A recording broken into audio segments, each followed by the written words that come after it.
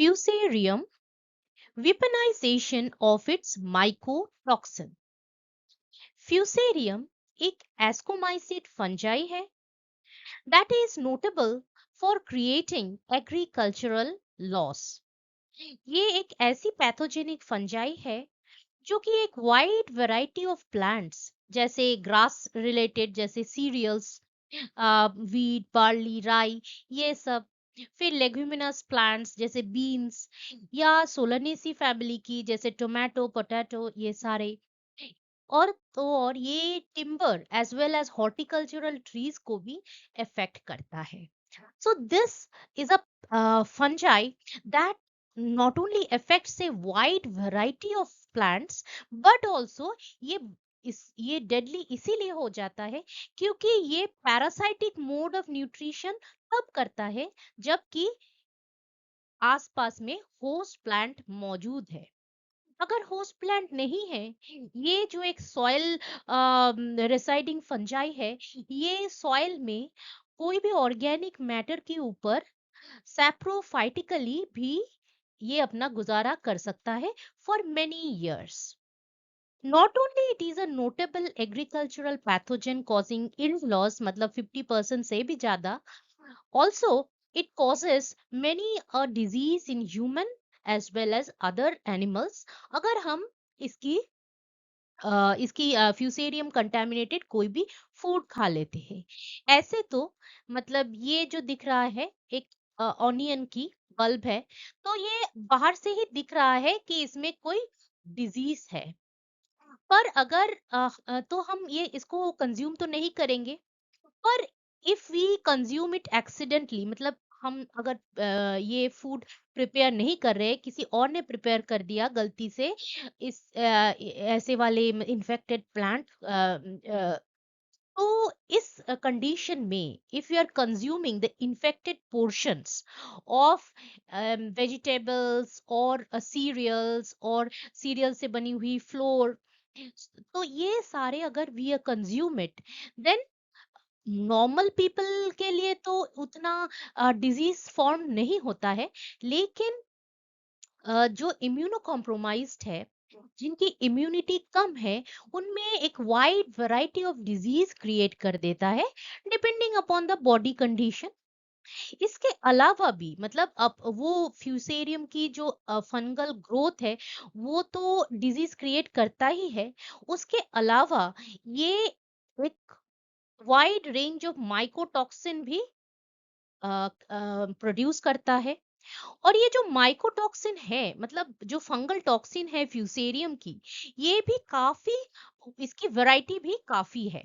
और इसकी वैरायटी जो इतनी है, it is mostly contributed by the horizontal transfer of genes, जो कि हम बैक्टीरिया में भी देखते हैं कि जैसे ही हॉरिजॉन्टल ट्रांसफर ऑफ जीन्स हो गए, तो कोई एंटी बैक्टीरियल केमिकल्स के ऊपर रेजिस्टेंस आ जाता है.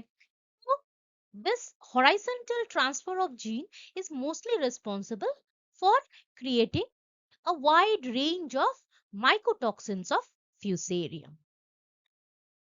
Hello friends, I am Dr. Ayantika Das. Welcome to Botany with Ayantika.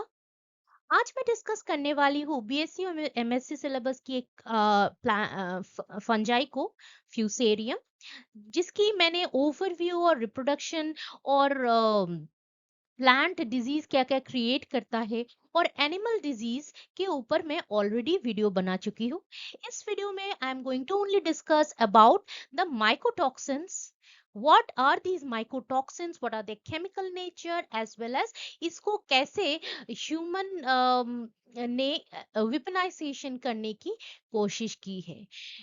अ, ये थोड़ा इलीगल है, weaponization of these fusarium toxins, but many country they have been suspected to use this various species of fusarium to control either illegal cropping or to create disease in enemy territory.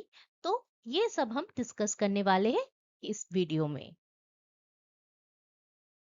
So Fusarium के जो mycotoxin है, ये सिर्फ एक compound नहीं है, बहुत सारे कंपाउंड्स है और मोस्टली ये एक सेकेंडरी मेटाबोलाइट है। सेकेंडरी जो मेटाबोलाइट है ये मोस्टली ऐसे प्रोडक्ट्स, प्लांट प्रोड्यूस्ड प्रोडक्ट्स या फंजाई प्रोड्यूस्ड प्रोडक्ट है जो कि it is not necessary for the growth and a normal function of the plant और fungi, so it is secondarily needed for the protection। ये secondary metabolite जो है ये अगर नहीं रहता तो प्लांट या फंजाई की ग्रोथ में या रिप्रोडक्शन में कोई इफेक्ट नहीं करता। इसकी एब्सेंस में भी प्लांट बहुत अच्छे तरह से, प्लांट या फंजाई, इधर फंजाई फ्यूसेरियम बहुत अच्छी तरह से ग्रो कर लेता है। पर ये जो है it is only for protection against the host defense mechanism, क्योंकि होस्ट भी ऐसा है कि होस्ट भी in in in response to the fungus की, हमको पता है कि इसकी जो सेल वॉल है इनमें बहुत सारे बीटा ग्लूकान्स रहते हैं जो कि होस्ट इम्यूनिटी इसको रिकॉग्नाइज कर सकता है।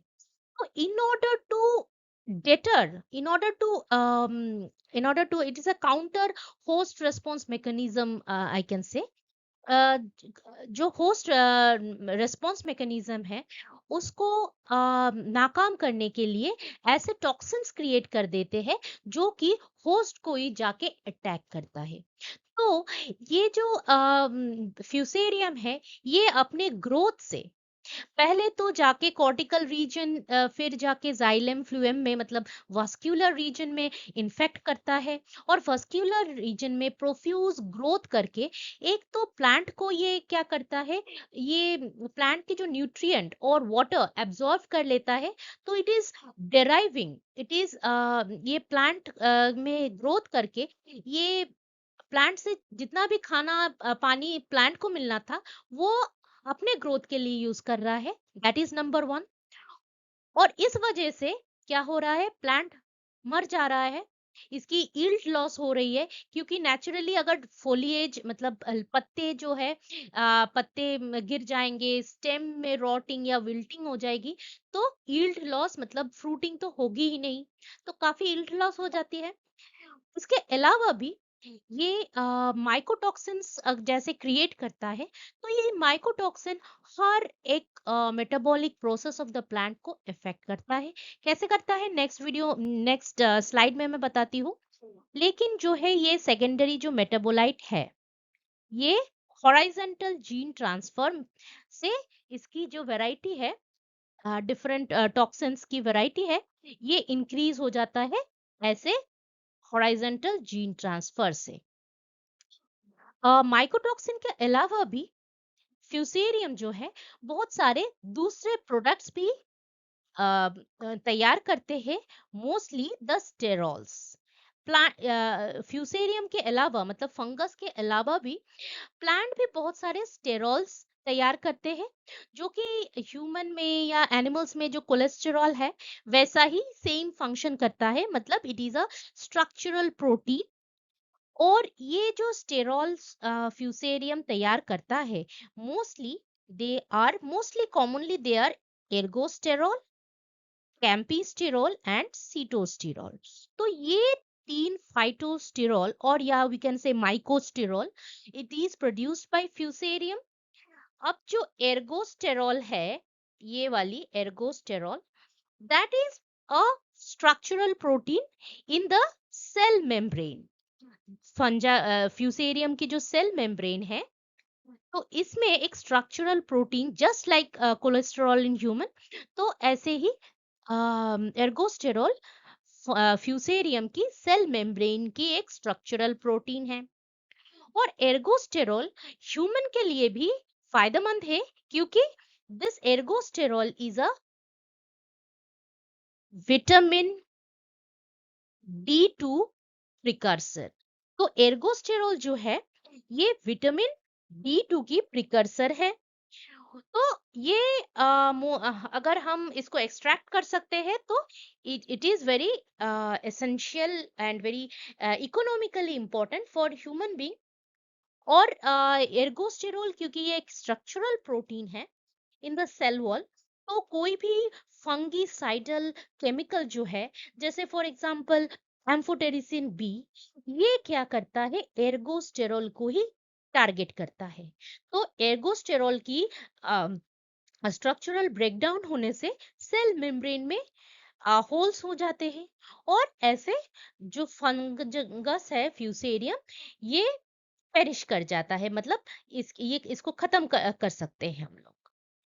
फिर आया कैंपिस्टिरोल।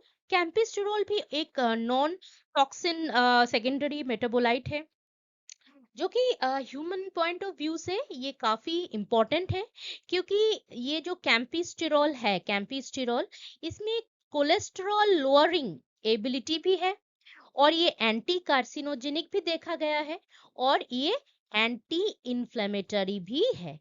तो जो कैंपिस्टिरोल है, इनकी जो है तीन इंपॉर्टेंट ह्यूमन इकोनॉमिक इम्पोर्टेंस है। जो सीटोस्टिरोल है, ये भी एक एडवांटेजियस स्टेरॉल हम कह सकते हैं, क्योंकि मोस्टली जो है बीटा बीटा सीटोस्टिरोल है। इसको बहुत सारे फूड एडिटिव्स में हमको देखा जाता है कि ये बीटा सीटोस्टिरोल ऐड किया जाता है।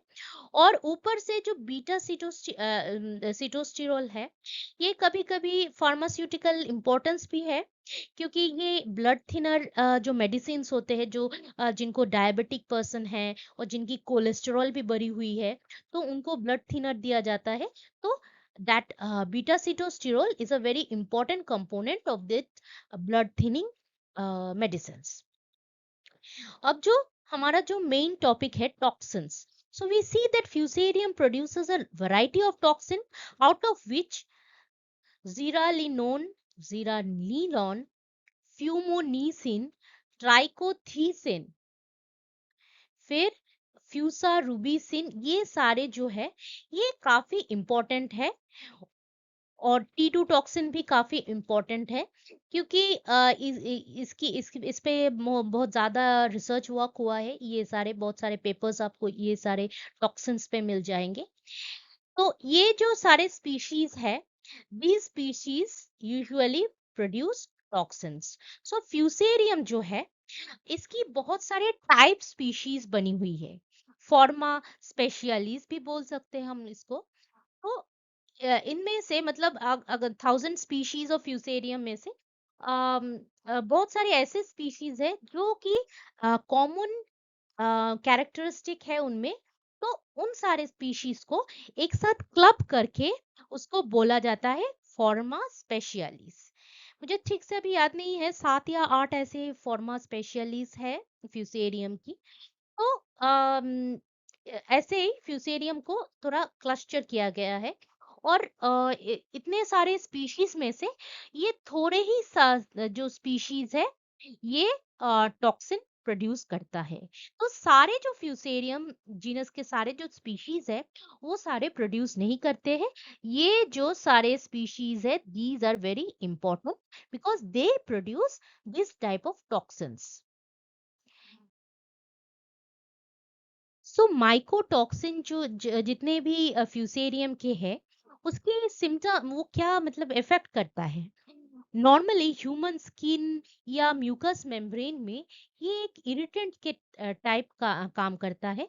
मोस्टली क्या होता है, जो फंगल ग्रोथ है, that is mostly in the superficial part, skin या म्यूकस मेम्ब्रेन में। तो इसमें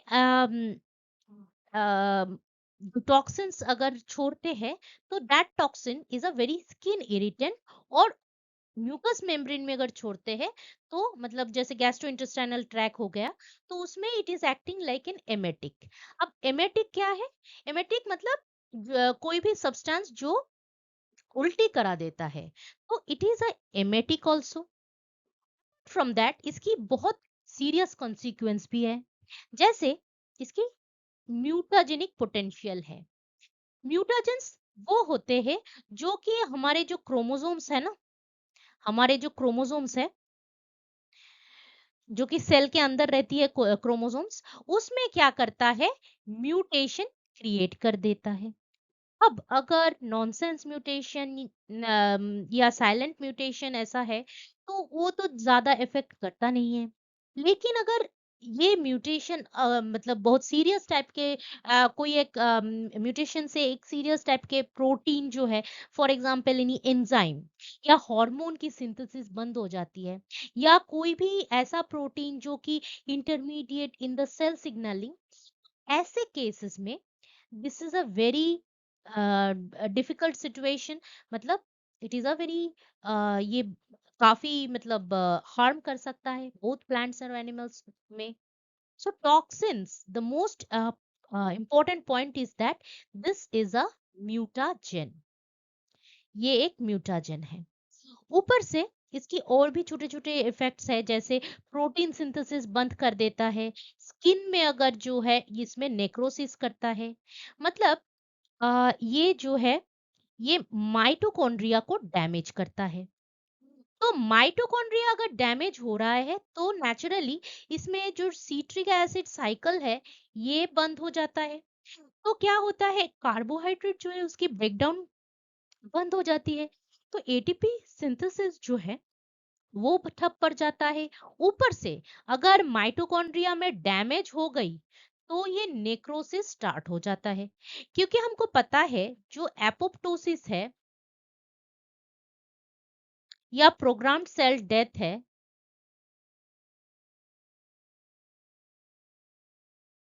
इसमें माइटोकॉन्ड्रिया माइटोकॉन्ड्रिया का काफी इफेक्ट रहता है। तो ये जो टॉक्सिन्स है, ये once it damages the mitochondrial membrane में अगर छेद क्रिएट कर देता है, तो क्या होता है, सॉरी,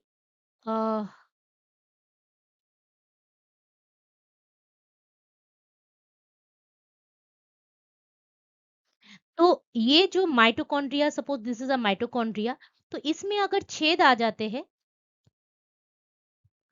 तो क्या होता है, जो भी factor that enhances this apoptosis और प्रोग्राम सेल डेथ मैकेनिज्म, तो वो बाहर आ जाते हैं। तो सेल को तो सिग्नल मिलता है कि सेल को the cell should die. But main difference between this necrosis and apoptosis is that ये जो है ये थोड़ा प्रोग्राम्ड होता है, और ये जो नेक्रोसिस है ये ट्रिगर होता है कोई भी इंफेक्शन या ट्रॉमा से। तो ये जो टॉक्सिन है ये मोस्टली क्या करता है, स्किन में या म्यूकस मेम्ब्रेन में निक्रोसिस कर देता है, क्योंकि माइटोकॉन्ड्रिया अफेक्टेड है। Mitochondrial damage in both plants and animals. So mitochondrial damage से एक तो निक्रोसिस भी हो जाती है, ऊपर से सिट्रिक एसिड साइकिल भी बंद हो जाता है। मतलब क्या, इसमें कार्बोहाइड्रेट्स जो है इसकी ब्रेकडाउन बंद हो जाती है, तो एटीपी तो मिलने से रहा। तो ऊपर से इसकी क्लोरोफिल जो है, क्लोरोफिल में भी डैमेज हो जाता है। That is manifested by the chlorosis. Chlorosis मतलब क्या, क्लोरोफिल जो है जिससे कि प्लांट की फोटोसिंथेसिस होती है, क्लोरोप्लास्ट के अंदर ही फोटोसिंथेसिस होती है। तो अगर क्लोरोसिस हो गया प्लांट में, मतलब लीफ में, इंटरवेनल जो दो वेन्स है, ये दो वेन्स है, इसके बीच वाला पोर्शन एकदम येलोइश हो जाता है, क्योंकि उसमें जो है क्लोरोप्लास्ट जो है वो डैमेज हो जाता है। क्लोरो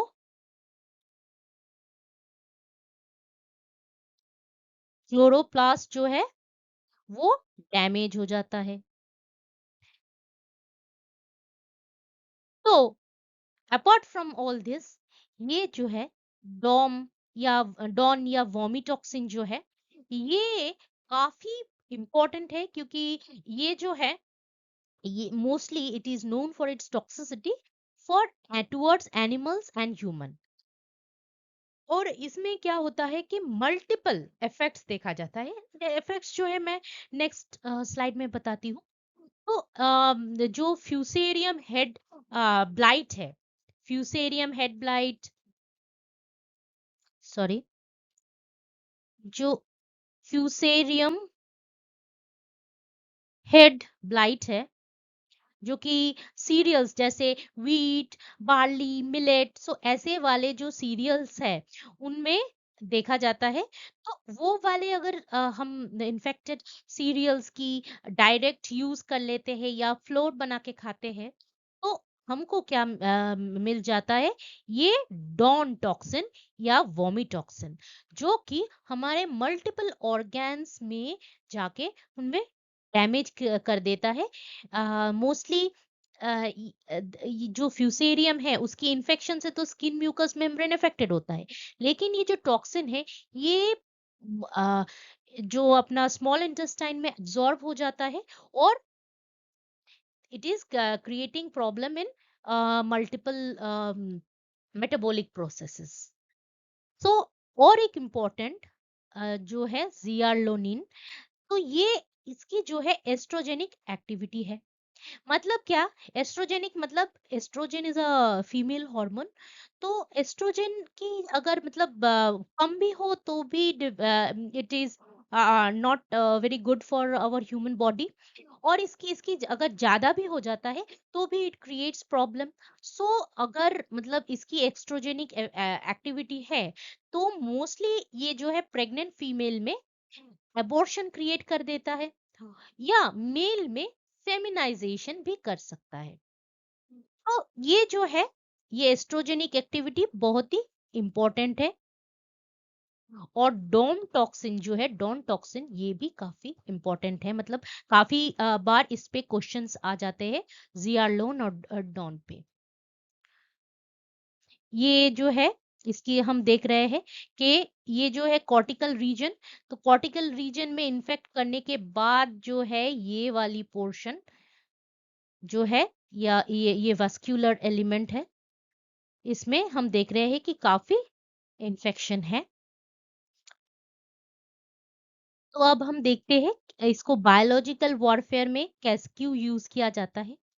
तो इन 1940s क्या हुआ था, फ्यूसेरियम हेड ब्लाइट, इन मतलब फ्यूसेरियम इन्फेक्टेड जो मिलेट की हेड है, तो वो उसको एक्सीडेंटली खाया गया था, मतलब उसकी मिलेट की जो आटा, उससे ब्रेड बनाया, और people in Russia they have consumed it.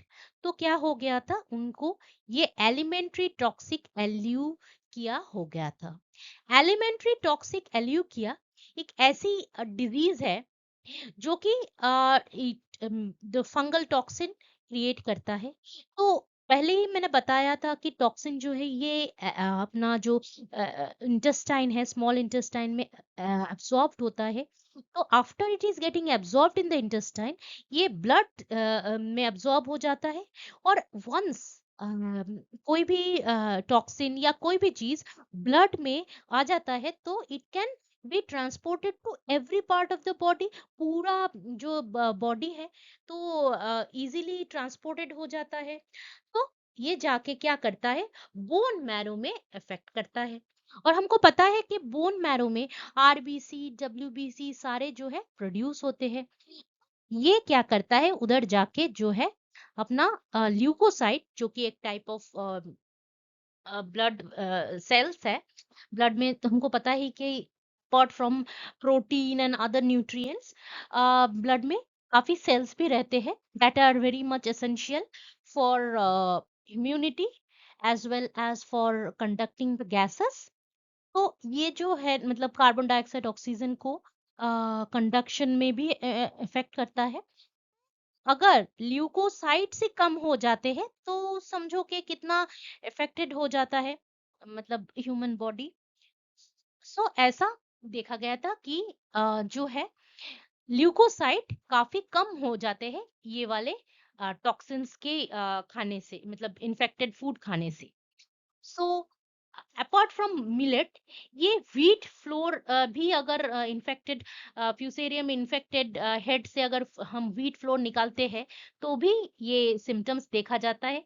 क्या क्या सिम्टम्स है, क्योंकि ये मेनली हम लोग खा रहे हैं, तो मोस्टली पहले तो ये गैस्ट्रो इंटेस्टाइनल सिस्टम को अफेक्ट करता है, मतलब एब्डोमिनल पेन, डायरिया, वॉमिट और ये मतलब डायरिया से हमको हमारे जो बॉडी में काफी इलेक्ट्रोलाइट इम्बैलेंस हो जाता है, तो बॉडी जो है काफी कमजोर हो जाता है। सिमिलर वॉमिटिंग से भी बॉडी काफी कमजोर हो जाता है, तो इंसान जो है खड़ा ही नहीं हो सकता है। इंसान क्या है, ए प्रेफर लाइंग डाउन, प्रोस्टेशन हो जाती है। और इसके अलावा भी मतलब एब्डोमिनल जो भी गैस्ट्रोइंटेस्टाइनल प्रॉब्लम्स है, उसके अलावा भी क्या होता है, फीवर, चिल, ये सब हो जाते हैं। माइल्जिया मतलब बोन में जो पेन होता है, मतलब बोन में कभी कभी कोई भी अंडरलाइंग डिजीज हो, कोई भी न्यूरो प्रॉब्लम है, तो भी मसल जो है अफेक्टेड होता है।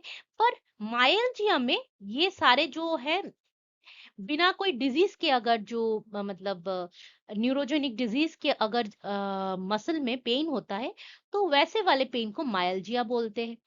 बोन मैरो डिप्रेशन मतलब बोन मैरो जो कि ब्लड कॉर्पसल्स जैसे डब्ल्यूबीसी, आरबीसी ये सब प्रोड्यूस करते हैं, तो उनमें क्या करते हैं ये जाके इनकी इनकी जो क्या बोलते हैं, cell producing RBC WBC producing जो कैपेसिटी है, इसको काफी कम कर देता है।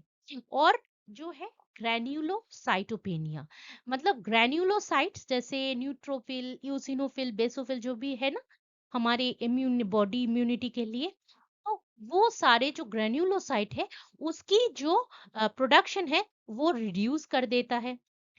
ऊपर से क्या होता है, हमारे जो लैरिंग्स और फेरिंग्स है मतलब वॉइस बॉक्स है, उनमें भी अल्सरेशन कर देता है। हमने पहले ही बताया था कि ये स्किन और म्यूकस मेम्ब्रेन को इफेक्ट करता है, तो इधर गैस्ट्रोइंटेस्टाइनल ट्रैक में म्यूकस मेम्ब्रेन इफेक्टेड हो रहे हैं, तो इधर भी म्यूकस मेम्ब्रेन अफेक्टेड हो रहे हैं। इसके अलावा स्किन में क्या देखा जाता है, पेटीचिए और एकाई माइकोसिस। पेटीचिए जो है ये स्किन में एकदम छोटे डॉट डॉट जैसा दिखता है, और ये डॉट डॉट होता है क्योंकि अंडरलाइंग जो स्किन की अंडरलाइंग लेयर है, स्किन के नीचे जो है ब्लड क्लॉट हो जाता है, और ये छोटे छोटे छोटे छोटे क्लॉट को बोलते हैं पेटीचिए। अगर क्लॉटिंग ज्यादा बड़ा है तो इसको बोलते हैं एकाई माइकोसिस। सो जो एकाई मोसिस जो है या पेटीचिए है, ये mostly due to blood clotting. Blood clotting, blood clotting क्यों हो रहा है, क्योंकि जो हमारे ब्लड जो ब्लड की जो बोन मैरो जो कि ब्लड सेल प्रोड्यूस करता है, उनमें वो जाके इम्बैलेंस क्रिएट कर दिया है, तो इसीलिए ये सब मतलब हो रहा है। फिर हेमाट्यूरिया मतलब यूरिन में ब्लड भी आ रहा है। हेमाटेमेसिस मतलब जैसे उल्टी में ब्लड आ रहे हैं। तो ये सारे जो है गैस्ट्रोइंटेस्टाइनल अल्सरेशन, सो ये सारे जो है symptoms of alimentary toxic ataxia. तो हम देख रहे हैं कि पूरी बॉडी ही अफेक्टेड हो रही है, और पीपल यूजुअली इतने सारे मतलब कंडीशंस में people usually fall very sick, and in most extreme case people also die. क्योंकि ये बहुत ही ये जो है बहुत ही क्रोनिक डिजीज क्रिएट कर देता है, तो दैट इज व्हाई ये जो टॉक्सिन्स है इसको बायोलॉजिकल वॉरफेयर में यूज करने की लोग मतलब some countries use to think about it. और इसके लिए है दो टॉक्सिन्स, ये ट्राइकोथीसिन और T2 माइकोटॉक्सिन, ये दो टॉक्सिन्स जो है that is mostly research for creating bio weapons. और ये जो 1940s की जो आउटब्रेक हुई थी यूएसएसआर में, उधर जैसे सॉइल एनालिसिस किया गया, तो फ्यूसेरियम फ्यूस फ्यूसेरियम सॉइल में देखा गया था, क्योंकि हमको पता है कि फ्यूसेरियम जो है in absence of host also it can stay in the soil as a saprophyte. So soil analysis किया गया और फ्यूसेरियम की जो माइसेलियम है वो कल्चर में हमको मिला। तो अपार्ट फ्रॉम वो जो 1940s में जो आउटब्रेक हुआ, वो तो नॉट इंटेंशनल, बट उसके बाद से काफी इसमें रिसर्च वर्क हुए। कभी कभी जैसे इलीगल जो कोका या अदर इलीगल क्रॉप प्रोडक्ट्स है, उसकी जो कल्टीवेशन बंद करने के लिए कोई कोई फ्यूसेरियम स्पीशी जैसे फ्यूसेरियम ऑक्सीस्पोरम या दूसरे एक फंजाई है जिसको बोलते हैं क्रीविएला, तो ये दोनों की जो टॉक्सिन्स है, इसको स्प्रे करके जो है इलीगल क्रॉप की इरेडिकेशन या फोर्सिबली स्टॉप करने की कोशिश किया गया। इसको बोलते हैं agent green. So agent green is basically the fungal toxins that can be spread in order to, मतलब इसकी जो स्प्रे किया गया इलीगल क्रॉप्स के ऊपर, ताकि इलीगल क्रॉप्स जो है वो खत्म हो जाए, नष्ट हो जाए।